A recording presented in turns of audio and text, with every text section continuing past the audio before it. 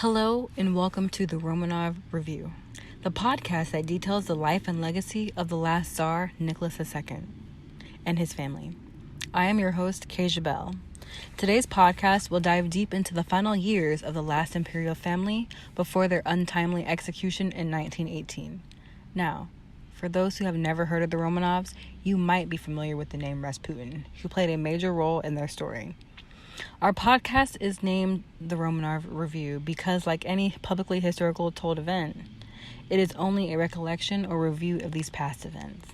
Oh yes, today's episode will not just cover the life of Nicholas II, but his entire family and the sequence of events that led us to their final moments in that home in Yekaterinburg. So sit back and grab something to snack on as I tell you the story of how a 300-year reign ended in the summer of 1918. To start, you must know Nicholas II came into power after his father, Alexander III, died in 1894. At the time of his succession, Nicholas II displayed very little experience in governmental affairs. In the same year, Nicholas would marry Princess Alexandra of Hesse-Darmstadt. You see, in the strict guidelines of Russian rules with regard to succession, a male heir was necessary with no alternatives. So on top of his newly appointed title, Nicholas and his wife Alex were expected to produce a male heir. This did not happen for almost a decade following the birth of his daughters, Olga, Tatiana, Maria, and Anastasia, who lovingly went by Atma when referred to as a group. As much as Nicholas and Alex loved their girls, they knew they could not rule when Nicholas would need to pass along the duties. On August 12th of 1904, the Tsar, Nicholas II, and Alexandra would receive the greatest gift, a son.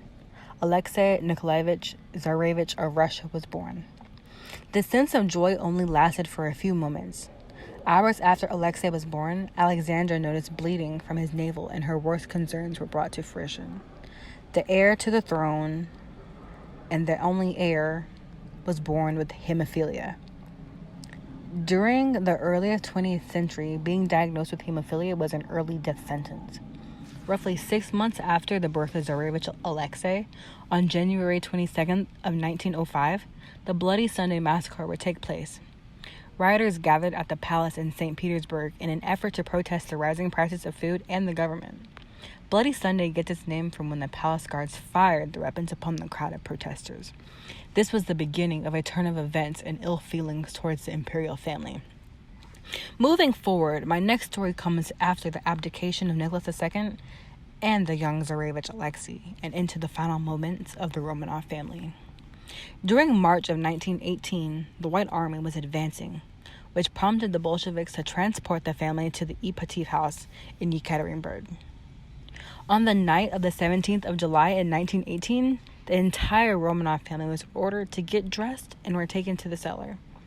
The family was told they were being moved for their safety. Guards then entered the room and proceeded to execute the family and staff present.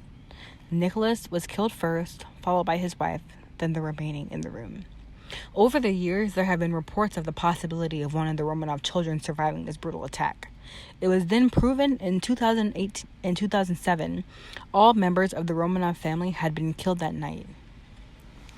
All members of the Romanov family, except Tsarevich Alexei Nikolaevich and Grand Duchess Anastasia Nikolaevna of the Romanov family, rest in the Peter and Paul Cathedral in St. Petersburg, Russia.